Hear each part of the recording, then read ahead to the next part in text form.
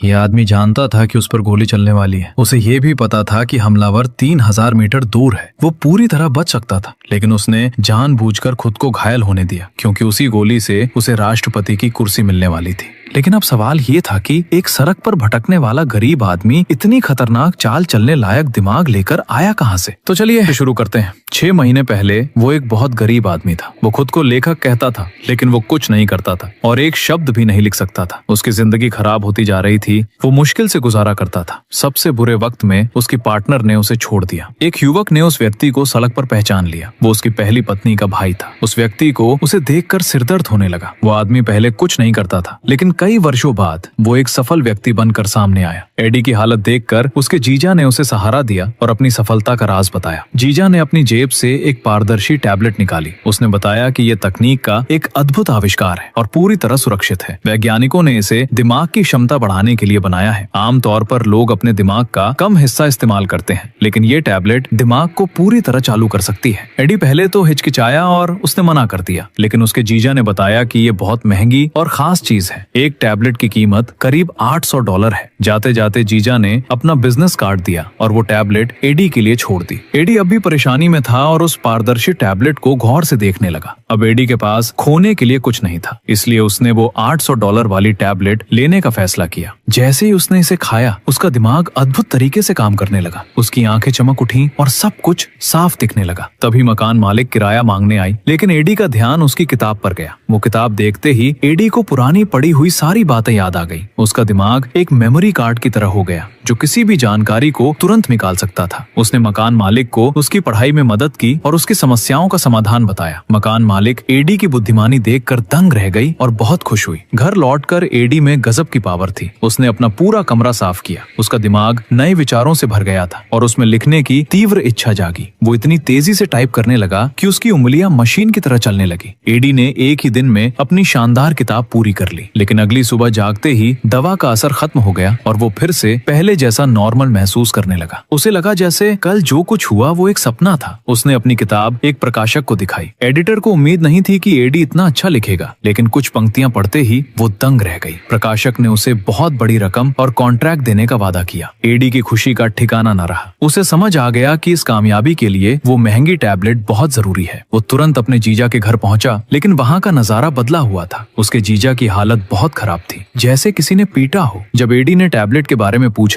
तो जीजा हिचकिचाने लगा। आखिरकार जीजा उसे टैबलेट देने के लिए तैयार हो गया, लेकिन बदले में एडी से अपना एक काम करवाया। टैबलेट पाने की चाहत में एडी खुशी खुशी उसका काम करने के लिए मान गया। जब एडी सूट लेकर लौटा तो उसने दरवाजा खुला पाया। अंदर बहुत शांति थी और पूरा कमरा बिखरा हुआ था। एडी ने देखा कि उसके जीजा की जान जा चुकी है। वो बुरी तरह डर गया और एक कोने में छिप गया। उसने पुलिस को फोन किया, लेकिन तभी उसे उन खास टैबलेट्स का ख्याल आया। उसे लगा कि शायद उन टैबलेट्स की वजह से ही ये सब हुआ है। उसने सोचा कि वे कीमती टैबलेट्स अब भी यही कहीं होंगी। एडी ने दस्ताने पहने और पूरे कमरे की तलाशी शुरू कर दी। काफी खोजने के बाद भी जब कुछ नहीं मिला तो उसकी नजर एक पुराने ओवन पर पड़ी। ओवन के नीचे उसे एक अजीब सा पैकेट मिला। उसमें कुछ पैसे, हिसाब की किताब और उन टैबलेट्स का पूरा बैग था। एडी खुशी से झूम उठा। तभी पुलिस वहां पहुंच गई। एडी ने तुरंत टैबलेट्स को छिपा लिया। पुलिस उसे पूछताछ के लिए ले गई, लेकिन जांच के बाद उसे बेगुनाह मानकर छोड़ दिया गया। एडी सारी टैबलेट्स लेकर घर आ गया और उन्हें सुरक्षित छिपा दिया। टैबलेट के असर से उसकी काबिलियत कई गुना बढ़ गई। उसने मात्र 3 दिनों में अपनी दूसरी किताब पूरी कर ली। अब वो पियानो बजाने से लेकर चिकित्सा और इन्वेस्टमेंट तक हर क्षेत्र में माहिर हो गया था। टैबलेट लेते ही उसका दिमाग डेटा और नंबरों को तेजी से प्रोसेस करने लगता। उसने थोड़े से पैसों से एक ही दिन में हजारों डॉलर कमा लिए, लेकिन उसे और बड़े इन्वेस्टमेंट के लिए ज्यादा पैसों की जरूरत थी। जल्द से जल्द पैसा बढ़ाने के चक्कर में एडी एक खतरनाक साहूकार के पास गया। एडी ने उससे कर्ज लिया और 4 दिनों में पैसा दुगना करने का वादा किया। साहूकार ने उसे पैसे तो दे दिए, लेकिन साथ ही उसे गंभीर अंजाम भुगतने की चेतावनी भी दी कि अगर पैसा समय पर वापस नहीं मिला तो वो उसे नहीं छोड़ेगा। साहूकार की चेतावनी के बाद एडी ने एक और टैबलेट ली। उसका दिमाग बिजली की तरह चलने लगा। उसने शेयर बाजार को बारीकी से समझना और 1 हफ्ते से भी कम समय में अपने पैसों को कई गुना बढ़ाकर लाखों डॉलर में बदल दिया। एडी की सफलता देखकर उसकी पुरानी पार्टनर वापस आ गई। उसने एडी के साथ समय बिताया। एडी अब कई भाषाओं में माहिर हो चुका था और काफी प्रभावशाली दिख रहा था। वो जल्द ही शेयर बाजार का एक बड़ा नाम बन गया। उसकी कामयाबी देखकर एक बड़े बिजनेसमैन ने उसे खाने पर बुलाया। एडी ने देखते ही उस अधिकारी की सारी असलियत असलियत जान ली। जब उस अधिकारी ने एडी की सफलता का राज पूछा तो एडी ने सच बताते हुए उस टैबलेट का जिक्र किया, लेकिन एडी जितना सच बोल रहा था अधिकारी को वो उतना ही बड़ा मजाक लग रहा था। एडी की समझदारी ने बड़े बॉस को इम्प्रेस कर दिया। कार्ल ने कहा,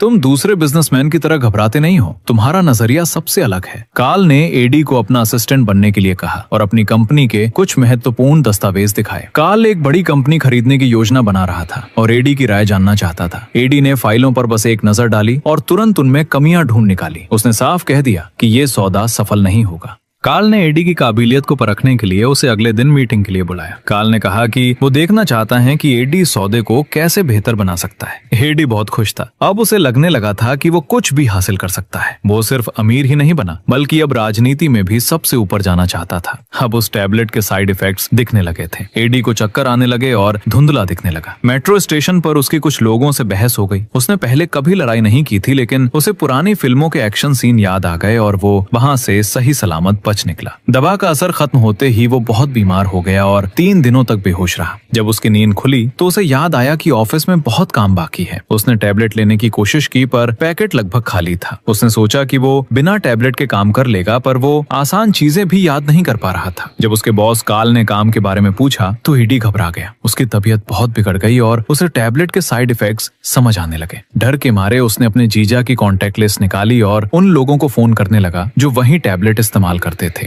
लेकिन उनमें से ज्यादातर लोगों ने फोन नहीं उठाया, जिससे एडी की चिंता और बढ़ गई। एडी को पता चला कि जो लोग ये टैबलेट लेते हैं उनकी सेहत बहुत बुरी तरह बिगड़ जाती है। वो डर गया कि कहीं उसके साथ भी ऐसा ना हो जाए। उसने अपनी पूर्व पत्नी से संपर्क किया जिसने पहले ये टैबलेट ली थी। उसने बताया कि टैबलेट को अचानक छोड़ने से जान को खतरा हो सकता है, इसे धीरे धीरे ही कम किया जा सकता है। एडी जैसे ही एक टैबलेट लेने वाला था तभी वो साहूकार अपने साथियों के साथ वहां आ गया। एडी ने उसका कर्ज तो नहीं चुकाया था, लेकिन साहूकार की नजर उस टैबलेट पर पड़ गई। उसे लगा कि ये कोई बहुत कीमती चीज है। साहूकार ने वो टैबलेट एडी से छीन ली और खुद खा ली। एडी ने उसे ब्याज के साथ पैसे लौटा दिए, जिससे साहूकार खुश होकर वहां से चला गया। साहूकार को लगा कि उसे कामयाबी का राज मिल गया है और उसने दोबारा आने की बात कही, लेकिन इस चक्कर में एडी अपनी वो जरूरी टैबलेट नहीं ले पाया। दवा का असर कम होते ही एडी की तबीयत बिगड़ने लगी, इसलिए वो अपने पार्टनर के घर चला गया और उसे बताया कि घर में कुछ टैबलेट्स छिपी हैं। जब उसकी पार्टनर टैबलेट्स लेकर आ रही थी तो उसे महसूस हुआ कि कोई उसका पीछा कर रहा है। वो मदद के लिए लोगों के पास दौड़ी, लेकिन पीछा करने वाला व्यक्ति खतरनाक लग रहा था। एडी के कहने पर उसकी पार्टनर ने खुद एक टैबलेट खा ली। कुछ ही सेकंड में उसका दिमाग बहुत तेज चलने लगा। उसने डरने के बजाय दिमाग लगाया और वहां से निकलने का सही रास्ता ढूंढ लिया। एक बर्फीले मैदान के पास उसने अपनी चतुराई से उस हमलावर को चकमा दिया और वहां से सुरक्षित निकल गई। उसने एडी तक टैबलेट्स पहुंचा दी, जिससे एडी की जान में जान आई। एडी को लगा था कि उसकी पार्टनर को भी इसकी लत लग जाएगी, लेकिन उसने दोबारा इसे लेने से मना कर दिया और एडी से हमेशा के लिए रिश्ता खत्म करने का फैसला किया। पार्टनर ने एडी का साथ छोड़ दिया क्योंकि उसे लगा कि टैबलेट लेने के बाद एडी वो इंसान नहीं रहा जिसे वो प्यार करती थी। एडी के लिए इन टैबलेट्स को छोड़ना बहुत मुश्किल था। तभी वो साहूकार फिर से एडी के पास आया क्योंकि उसकी टैबलेट्स खत्म हो गई थीं और उसे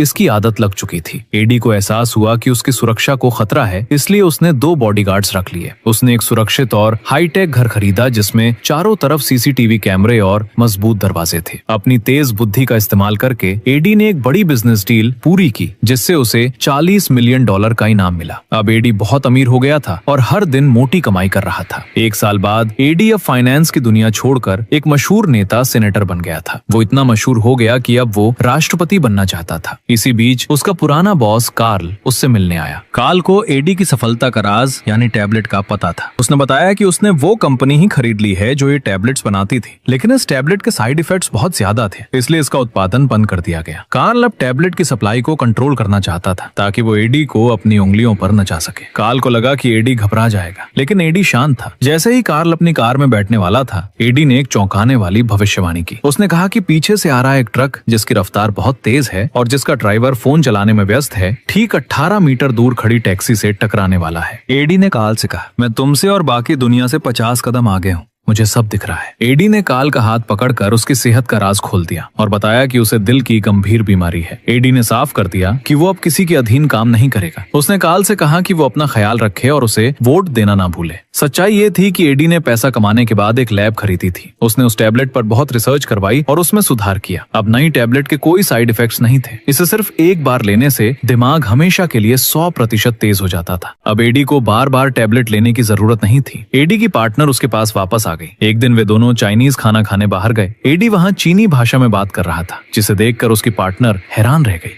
सोचिए, अगर आपके हाथ ऐसी कोई टैबलेट लग जाए तो आप सबसे पहले क्या करेंगे? ये थी लिमिटलेस की कहानी। क्या इंसान का दिमाग सच में असीमित है? याद रखिए, असली ताकत टैबलेट में नहीं, उसे इस्तेमाल करने वाले दिमाग में होती है। आज के लिए बस इतना ही। मिलते हैं अगली वीडियो में एक नई कहानी के साथ। वीडियो पसंद आई हो तो लाइक और शेयर करना ना भूलें। धन्यवाद।